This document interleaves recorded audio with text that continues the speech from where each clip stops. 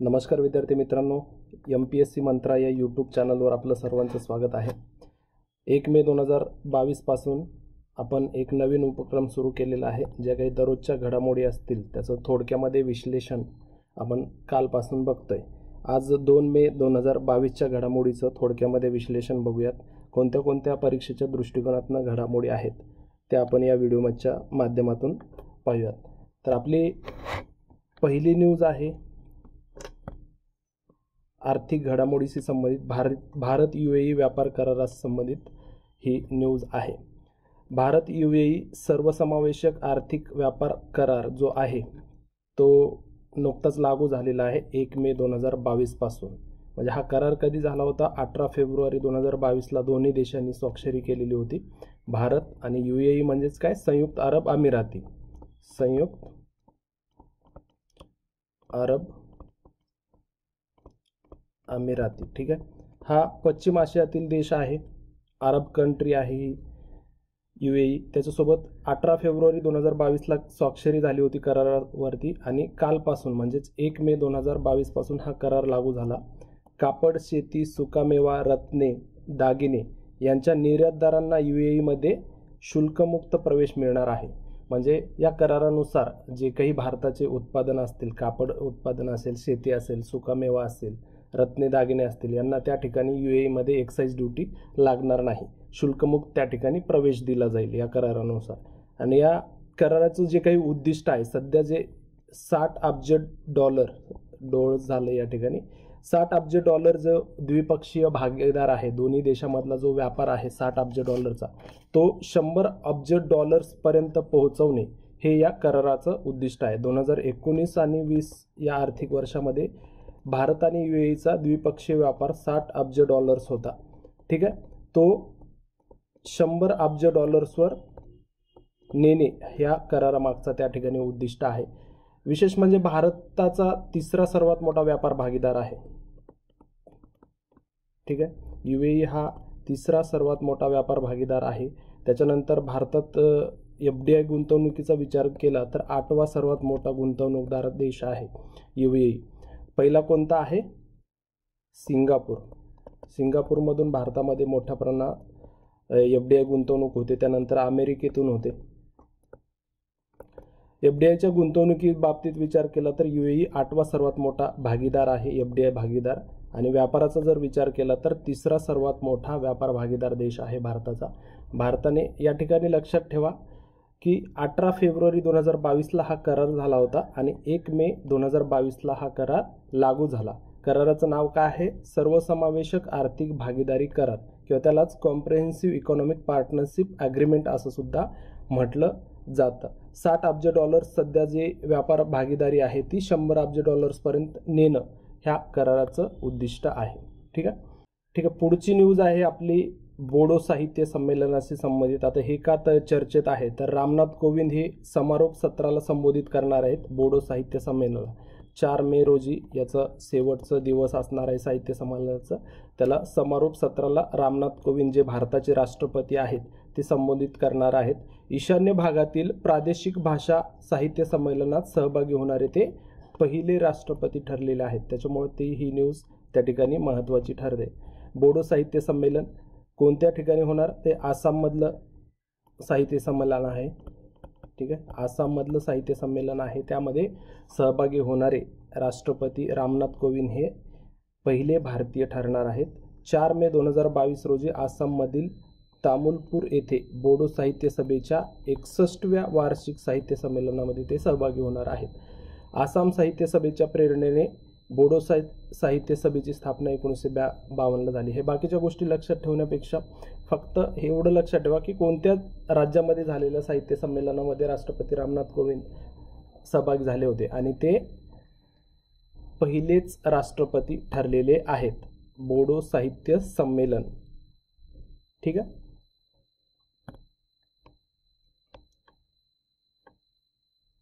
त्याच्यानंतर पुढची आपली महत्त्वाची सायन्स अँड टेक्नॉलॉजी किंवा अंतरिक्ष घडामोडीशी संबंधित न्यूज आहे गगन प्रणाली।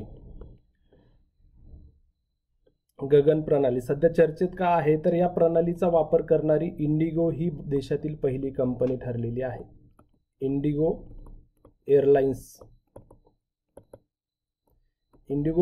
या कंपनीने गगन या प्रणालीचा वापर केला आणि या प्रणालीचा वापर करणारी इंडिगो एअरलाइन्स ही भारतातील पहिली कंपनी ठरलेली आहे. गगन ही स्वदेशी दिशादर्शन प्रणाली आहे. याच्यापूर्वी विमान उतरवण्यासाठी GPS प्रणाली वापरलं जात होतं. आता गगन या प्रणालीचा वापर भारतामध्ये सुरू झालेला आहे. भारतीय विमानतळ प्राधिकरणाने इस्रोच्या सहकार्याने ही प्रणाली विकसित केली. कोणी विकसित केली? भारतीय विमानतळ प्राधिकरणाने. आणि त्याला सहकार्य कोणाचं लाभलेलं आहे? इस्रोचे लाभलेलं आहे. इंडिगोने या प्रणालीच्या मदतीने राजस्थानमधील किशनगड विमानतळावर विमान उतरवले. म्हणजे पहिल्यांदा ही इंडिगो वापर करणारी पहिली ठरली. त्यांनी पहिल्यांदा वापर कोणत्या ठिकाणी केला? तर राजस्थानमधील किशनगड विमानतळावर त्यांनी विमान उतरवलेलं आहे. गगनचा फुल फॉर्म जर बघितला तर गगन ही GPS aided geo augmented navigation असा त्याचा फुल फॉर्म ठरतो. आणि इस्रोच्या GSAT-8, GSAT-10, GSAT-15 या उपग्रहाद्वारे ही प्रणाली काम करते. म्हणजे जेव्हा विमान उतरवलं जातं धावपट्टीवरती तेव्हा यापूर्वी GPS प्रणाली वापरली जायची. खराब हवामान असेल किंवा काहीतरी प्राकृतिक अडचणी आल्या उतरवताना तर जो काही पायलट असेल त्याला स्वतःच्या तर्क लावून ते विमान उतरवलं जायचं. पण आता तसं होणार नाही, कारण गगन ही प्रणाली खूप अद्ययावत प्रणाली आहे. या मदतीने या पद्धतीनुसार खराब हवामानामध्ये सुद्धा एक चांगल्या प्रमाणे विमान त्या ठिकाणी चांगल्या ह्याच्यात उतरवता येऊ शकतं. ठीक आहे. गगन प्रणाली लक्षात ठेवा. प्रणालीचा वापर करणारी इंडिगो ही देशातील पहिली कंपनी ठरलेली आहे. ही प्रणाली विकसित कोणी केली? भारतीय विमानतळ प्राधिकरणाने इस्रोच्या मदतीने ही प्रणाली विकसित केलेली आहे. त्याच्यानंतर वापर कुठं केला पहिल्यांदा? तर राजस्थानमधील किशनगड विमानतळावर या प्रणालीचा पहिल्यांदा वापर करण्यात आलेला आहे. गगनचा फुल फॉर्म सुद्धा विचारला जाऊ शकतो. GPS aided geo augmented navigation असं त्याचं लॉंग फॉर्म आहे. GPSचं लॉंग फॉर्म तुम्हाला माहीतच असणार आहे. ग्लोबल पोझिशनिंग सिस्टीम असं त्याला म्हटलं जातं. आणि इस्रोचे कुठले उपग्रह याच्यामध्ये या प्रणालीसाठी उपयोगात आणले जाणार आहेत? GSAT-8, GSAT-10 आणि GSAT-15 हे दळणवळण उपग्रह आहेत इस्रोचे. ते या प्रणालीसाठी मदत करणार आहेत. त्याच्यानंतर पुढची आपली जी न्यूज आहे ती जीन बँक प्रकल्पासंबंधित आहे. महाराष्ट्र सरकारने जीन बँक स्थापन करण्याची घोषणा केलेली आहे. कुठल्या सरकारने? महाराष्ट्र राज्य सरकारने जीन बँकेची स्थापना करण्याची घोषणा केली. जीन बँक प्रकल्पाची स्थापना करणारे महाराष्ट्र हे पहिले राज्य ठरणार आहे. महाराष्ट्र हे देशातील पहिलं राज्य आहे ज्यांनी जीन बँक स्थापन करण्याची घोषणा केलेली आहे. या बँकेचा उद्देश काय असणार आहे? तर स्थानिक आणि धोक्यात असलेले प्राणी, पिके, सागरी आणि जैविक प्रजातींचे संवर्धन करणं. म्हणजे जे काही स्थानिक असतील, प्रदेशनिष्ठ प्राणी प्रजाती असतील किंवा धोक्यात असलेले प्राणी प्रजाती, पिके, सागरी, जैविक प्रजाती असतील तर त्यांचं संवर्धन करणं हे या बँकेचा उद्देश आहे. अंमलबजावणी कोण करणार या प्रकल्पाची? तर महाराष्ट्र राज्य जैवविविधता मंडळ या प्रकल्पाची अंमलबजावणी करणार आहे. पुढील 5 वर्षासाठी 172.39 कोटी रुपयांची तरतूद या ठिकाणी करण्यात आलेली आहे. लक्षात ठेवा, जीन बँक स्थापन करणारं पहिलं राज्य कुठलं आहे? तर महाराष्ट्र हे पहिलं राज्य आहे. स्थानिक व धोक्यात असलेले प्राणी, पिके, सागरी, जैविक प्रजातींचे संवर्धन करणे हे या प्रकल्पाचं उद्दिष्ट आहे. महाराष्ट्र राज्य जैवविविधता मंडळ या प्रकल्पाची अंमलबजावणी त्या ठिकाणी करणार आहे. तर आजच्या दिवसातली पुढची महत्त्वाची न्यूज आहे आंतरराष्ट्रीय खगोलशास्त्र दिवस. हा दिवस वर्षातून 2 वेळा साजरा केला जातो, 2 मेला आणि 26 सप्टेंबरला. म्हणजे आजच्या दिवशी 2 मेला साजरा करण्यात आला आणि 26 सप्टेंबरला सुद्धा साजरा केला जातो. 1973 पासून आंतरराष्ट्रीय खगोलशास्त्र दिवस साजरा केला जातो. याची सुरुवात उत्तर कॅलिफोर्नियाच्या खगोलशास्त्रीय संघटनेच्या तत्कालीन अध्यक्षांनी केलेली होती. गॅलिलिओच्या शोधाच्या 400व्या वर्धापन दिनानिमित्त आणि 17व्या शतकात केपलर शोधाच्या केपलरचा जो काही शोध होता त्याच्या स्मरणार्थ 2009 हे वर्ष आंतरराष्ट्रीय खगोलशास्त्र वर्ष म्हणून साजरे करण्यात आलेलं आहे.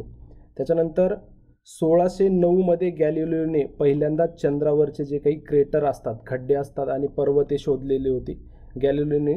त्यामुळे अंतराळाच्या धोरणामध्ये मोठा बदल झालेला आहे. लक्षात ठेवा, आंतरराष्ट्रीय खगोलशास्त्र दिवस 2 वेळा वर्षातून साजरा केला जातो. पहिल्यांदा 2 मेला, नंतर 26 सप्टेंबरला साजरा केला जातो. 1973 मध्ये पहिल्यांदा हा दिवस साजरा केला. याची सुरुवात उत्तर कॅलिफोर्नियाच्या खगोलशास्त्रीय संघटनेच्या तत्कालीन अध्यक्षांनी केलेली आहे. गॅलिलिओच्या शोधाच्या 400व्या वर्धापन दिनानिमित्त आणि 17व्या शतकात केपलरच्या शोधाच्या स्मरणार्थ 2009 हे वर्ष आंतरराष्ट्रीय खगोलशास्त्र वर्ष म्हणून घोषित करण्यात आलं होतं संयुक्त राष्ट्र संघटनेद्वारा. त्याच्यानंतर 1609 मध्ये गॅलिलिओने प्रथमच चंद्रावरील खड्डे आणि पर्वताचा शोध लावला होता. काही हे फॅक्च्युअल डाटा आहे, परीक्षेच्या दृष्टिकोनातनं महत्त्वाचा आहे. ठीक आहे. त्याच्यानंतर पुढची जी न्यूज आहे ती आयरॅड प्रणाली. आयरॅड या प्रणाली संबंधित आहे. आयरॅडचा फुल फॉर्म काय आहे? आयरॅडचा फुल फॉर्म काय आहे? Integrated road accident database. ठीक आहे, लक्षात ठेवा, इंटिग्रेटेड रोड ॲक्सिडेंट डेटाबेस हा आयरॅड या प्रणालीचा फुल फॉर्म आहे. केंद्रीय अपघात डेटाबेस व्यवस्थापन प्रणाली असणार आहे. म्हणजे जे काही अपघात आहेत, म्हणजे या ठिकाणी उद्देश दिलेला आहे आपल्याला रस्ते अपघाताच्या कारणांचे विश्लेषण करणं, रस्त्यांवरती जे काही अपघात घडतात त्यांच्या कारणांचे विश्लेषण करणं, अशा अपघातांना कमी करण्याच्या उद्देशाने सुरक्षित उपायसुद्धा विकसित करण्याचं काम ही प्रणाली करणार आहे. आणि रस्ता वाहतूक व महामार्ग मंत्रालयाचा हा उपक्रम आहे. केंद्रीय रस्ते वाहतूक आणि महामार्ग मंत्रालयाने ही प्रणाली त्या ठिकाणी तयार केलेली आहे. IIT मद्रास ही प्रणाली विकसित केलेली आहे. IIT मद्रासने ही प्रणाली विकसित केली. कोणासाठी? तर रस्ते वाहतूक आणि महामार्ग मंत्रालयासाठी ही प्रणाली त्या ठिकाणी विकसित केलेली आहे. आयरॅड प्रणाली लक्षात ठेवा. आयरॅड त्याचा लॉंग फॉर्म काय आहे? Integrated road accident database. त्याच्यानंतर ही कोणती प्रणाली आहे? केंद्रीय अपघात डेटाबेस व्यवस्थापन प्रणाली. याचा उद्देश काय आहे? रस्ते अपघाताच्या कारणांचे विश्लेषण करणं. दुसरं, अशा अपघातांना कमी करण्याच्या उद्देशाने सुरक्षा उपाय विकसित करणे. रस्ते व वाहतूक मंत्रालयाचा हा उपक्रम आहे. आणि कोणत्या IIT संस्थेने विकसित केला हे सुद्धा महत्त्वाचा मुद्दा आहे. या ठिकाणी IIT मद्रासने ही प्रणाली त्या ठिकाणी विकसित केलेली आहे. त्यानंतर पुढची आपली न्यूज जी आहे ती सेमिकॉन इंडिया 2022 ह्या परिषदेशी संबंधित आहे. सेमीकंडक्टर सध्या खूप चर्चेचा विषय आहे. सेमीकंडक्टर जे अर्धवाहक असतं, वेगवेगळ्या गाड्यांमध्ये, टेक्नॉलॉजीमध्ये, लॅपटॉप, कम्प्युटर, मोबाईलमध्ये सेमीकंडक्टर जे वापरलं जातं त्या संबंधित सेमिकॉन इंडिया नावाची पहिली परिषद पार पडलेली आहे. ती कुठं? बेंगळुरू या ठिकाणी ही परिषद पार पडली. 29 एप्रिल ते 1 मे 2022 दरम्यान ही परिषद पार पडलेली आहे. आवृत्ती कितवी आहे? पहिल्यांदाच ही परिषद पार पडली. याचं आयोजन कोणी केलेलं होतं? केंद्रीय इलेक्ट्रॉनिक्स आणि माहिती तंत्रज्ञान मंत्रालयाने या परिषदेचं आयोजन त्या ठिकाणी केलेलं होतं. या परिषदेची थीम होती design and manufacture in India for the world, making India semiconductor nation. ठीक आहे, भारताला सेमीकंडक्टर नेशन बनवणं किंवा सेमीकंडक्टरचा हब बनवणं हा यामागचा उद्देश आहे. भारताला सेमीकंडक्टर डिझाईन, उत्पादन आणि तंत्रज्ञानासाठी जागतिक केंद्र बनवणे या सेमिकॉन इंडिया 2022 या परिषदेचा उद्देश आहे. लक्षात ठेवा, सेमिकॉन इंडिया 2022 परिषद कोणत्या ठिकाणी पार पडली? तर बेंगळुरू या ठिकाणी पार पडली. 29 एप्रिल ते 1 मे 2022 दरम्यान ही पार पडली. पहिल्यांदाच ही परिषद पार पडली. केंद्रीय इलेक्ट्रॉनिक्स आणि माहिती तंत्रज्ञान मंत्रालयाने या परिषदेचं आयोजन केलं होतं. Theme design manufacture in India for the world, making India semiconductor nation असं थीम होती. भारताला सेमीकंडक्टर डिझाईन, उत्पादन आणि तंत्रज्ञानासाठी जागतिक केंद्र बनवणे हे या परिषदेचा उद्देश होता. ठीक आहे, आजचे काही महत्त्वाचे वन लाईनर्स आपण या ठिकाणी बघूयात. एकूण 3 वन लाईनर्स आहेत परीक्षेच्या दृष्टिकोनातनं. तर सगळ्यात महत्त्वाची ही न्यूज आहे, कॅनडामध्ये सरदार वल्लभभाई पटेल यांच्या पुतळ्याचं अनावरण करण्यात आलेलं आहे. मार्खम नावाचं जे ठिकाण आहे, मार्खम येथील सनातन मंदिर सांस्कृतिक केंद्रामध्ये या पुतळ्याचं अनावरण करण्यात आलं कॅनडामध्ये. पंतप्रधान नरेंद्र मोदी यांनी व्हर्च्युअली त्या पुतळ्याचं त्या ठिकाणी अनावरण केलेलं आहे. कोणत्या देशामध्ये अनावरण केला असा प्रश्न त्या ठिकाणी विचारला जाऊ शकतो. आसाममध्ये योग उत्सव त्या ठिकाणी साजरा करण्यात आलेला आहे. आयुष मंत्रालयाद्वारे आंतरराष्ट्रीय योग दिनाच्या 50 दिवसाच्या काउंटडाऊनची सुरुवात झालेली आहे. त्या अनुषंगाने आसाम या राज्यामध्ये आयुष मंत्रालयाद्वारे योग उत्सव साजरा करण्यात येणार आहे. त्याच्यानंतर पुस्तकासंबंधित एक महत्त्वाची या ठिकाणी न्यूज आहे. लीडर्स, पॉलिटिशियन्स, सिटिझन्स हे पुस्तक राशिद किडवई यांनी लिहिलेलं आहे. पत्रकार आणि लेखक राशिद किडवई यांनी लीडर्स, पॉलिटिशियन्स आणि सिटिझन्स हे पुस्तक लिहिलेलं आहे. लक्षात ठेवा, कॅनडामध्ये सरदार वल्लभभाई पटेल यांच्या पुतळ्याचं अनावरण करण्यात आलं मार्खम इथे सनातन मंदिर सांस्कृतिक केंद्रामध्ये. त्याच्यानंतर आसाममध्ये योग उत्सव आयुष मंत्रालयाद्वारे हा योग उत्सव साजरा करण्यात आलेला आहे. त्याच्यानंतर लीडर्स, पॉलिटिशियन्स, सिटिझन्स हे पुस्तक राशिद किडवई या पत्रकारांनी लिहिलेलं आहे.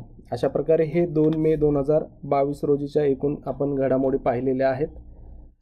तुम्हाला हा उपक्रम आवडला तर नक्कीच शेअर करा. आमच्या चॅनलला सबस्क्राईब करायला विसरू नका. पुन्हा भेटूया पुढच्या व्हिडिओमध्ये. सर्वांचे आभार. थँक्यू.